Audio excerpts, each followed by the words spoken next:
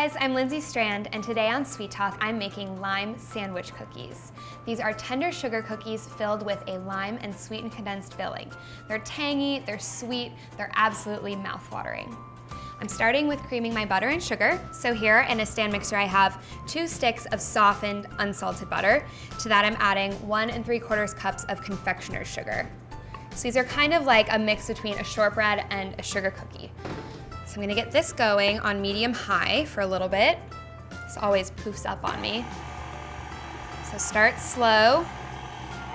Slowly raise up the speed here.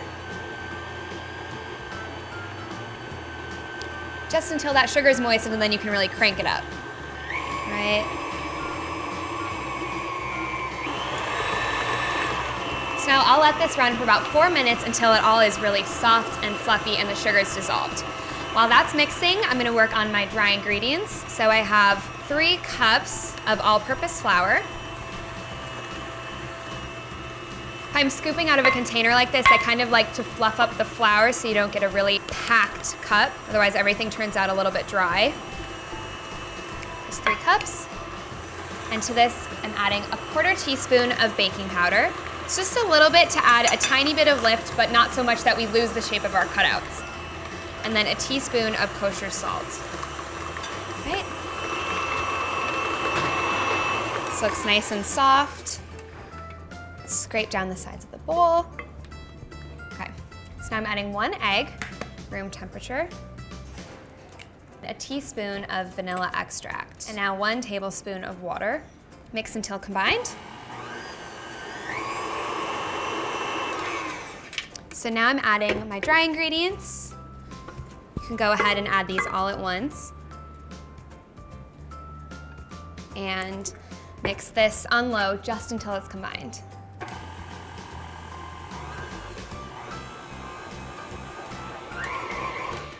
All right, looks combined to me. Now I always like to scrape everything off with a spatula and make sure that I scrape the bottom of the bowl so you make sure that all of the dry ingredients are incorporated at the bottom.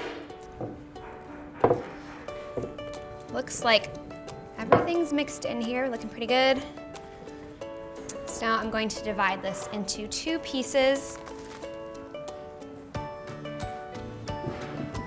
and wrap it up in some plastic wrap. So this is a pretty soft dough because it's made with confectioner's sugar. So just pat this into a disc. You want it to be pretty flat because if you start with a flatter, rounder disc, it's a lot easier to roll out. It won't take as much muscle if it's a little bit flatter. Wrap this up. Same thing with this other one. So now I'm going to pop these into the freezer for 20 minutes and chill them until they're firm. So my dough is chilled. I let it sit out for about 10 or 15 minutes just to let it soften up enough to roll. I have a piece of parchment here. I find it makes it really easy to roll out dough because you can slide the parchment around. And then lightly sprinkle with flour. Unwrap my dough. And I'll add a little flour on top just to make sure nothing sticks. And I have a French rolling pin here. I really like these because they're really easy to control. I kind of like to start by just pressing down if it's a little bit firm like this one is. Kind of slide it around, make sure it picks up all of that flour so it doesn't stick. Then I'm rolling this out to about 1/8 of an inch. All right, this is looking good. I like between 1/8 and 1/4 of an inch for thickness. I like to just give it a very light roll just to even it out more than anything. You're not really pushing it at this point. All right, so now that I have my dough rolled, this is a 2.5 inch round cutter. I'm gonna stamp out my rounds. Put this on a parchment-lined baking sheet so they don't stick. If you find that these are too soft, you can always pop the dough into the fridge. The nice thing about having a sheet like this is you can move it around, you can pop it back on a baking sheet. Stamp these out. I'm only doing 1 disc right now. I'm keeping my other one in the freezer. You can keep it in the freezer for up to 3 months, so it's really nice to have that extra dough on hand if you want to make cookies sometime and you just don't have time to make the dough. And the full recipe with 2 discs makes about 36 sandwiches. transfer these onto my baking sheet. These don't spread too much, so you can put these fairly close together.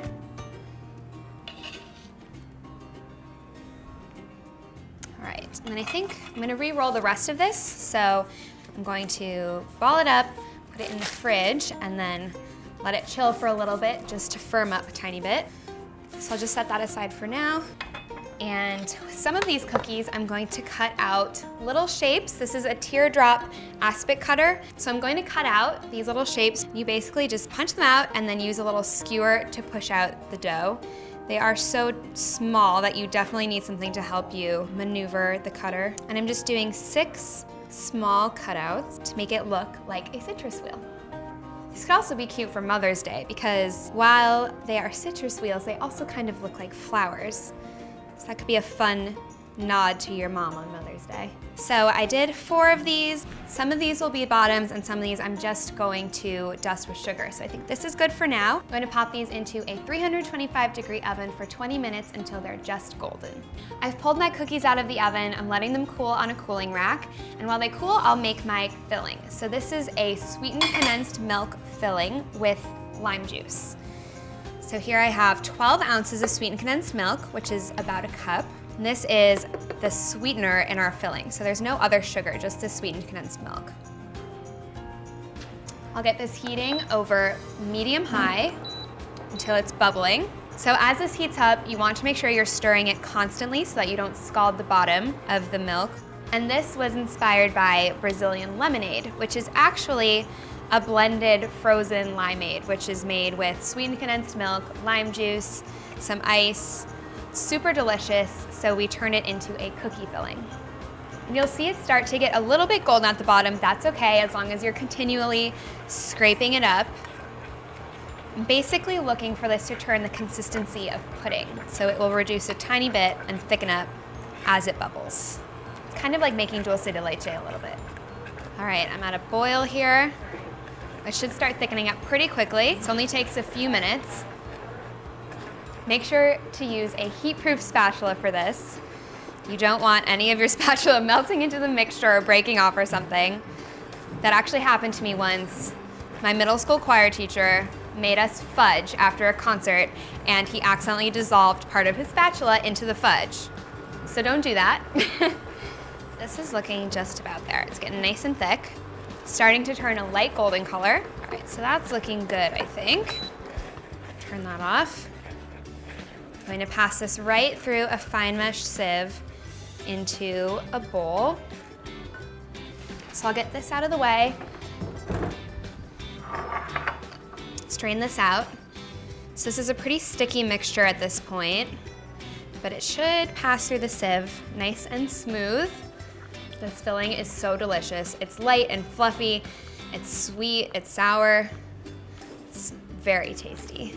And then I just want to make sure that I get all of this from the bottom of the sieve because that's a lot of your filling. All right, you can see that mostly passed through my sieve, but you got all the lumps out. So now I'm adding my lime juice and lime zest. This gives it a really nice bright flavor.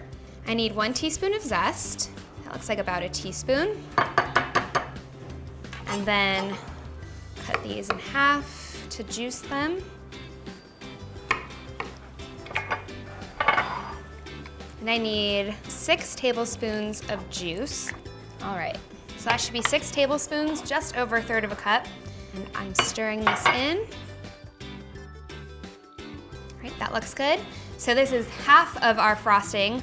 I'm going to put this into the refrigerator for about 30 minutes, let it cool down so it doesn't melt my butter when we mix everything together. And into the fridge it goes. So I'm ready to make my filling. My lime mixture is completely cooled. To do that, I have 3 ounces of softened cream cheese and 6 tablespoons of room temperature butter. If you forget to soften these ahead of time or pull them out of the refrigerator, it's okay. You can always pop them in the microwave for a few seconds at a time. Just make sure you do not melt them, just soften them. So now I'll let this mix together for just a couple of minutes until they're nice and fluffy. Now that this is smooth, I'm adding my lime mixture. I'll let this run for about 4 minutes until it's nice and combined. So the filling has gotten light It looks smooth and creamy. So you can see it got a lot lighter in color too from aerating. I am ready to fill my cookies. So I like to flip half of these over and then just take a second to kind of match them up. So you can make sure that your tops and bottoms align here. All right, so now that these are matched up, I'm just gonna fill. So this is about 2 teaspoons of filling in each cookie. You want it to feel nice and full. And then you top it with a little cutout, just like that. I think it's so fun to be able to celebrate all the moms in our lives. And then with the rest of these, I'll fill them and dust them with a little bit of confectioner's sugar. So this is your option if you don't have a little mini cookie cutter. You know, you could do little circle cutouts with a straw, but you can also just leave them plain like this. Right. Last one. Now I just have a little sieve with some confectioner's sugar. I'm gonna dust this over the top. They look really pretty like this, I think. I'm gonna keep this for the rest of my cookies later. So now that these are filled, these are one of those things that get better with time. You want to put them in the fridge for about an hour. It allows the cookie to just soften a little bit from the filling so that they're so delicious. I think these are the sweetest Mother's Day treat. I know I'm gonna be making these for Mom. I hope you will too. I can't wait for her to try these. Enjoy.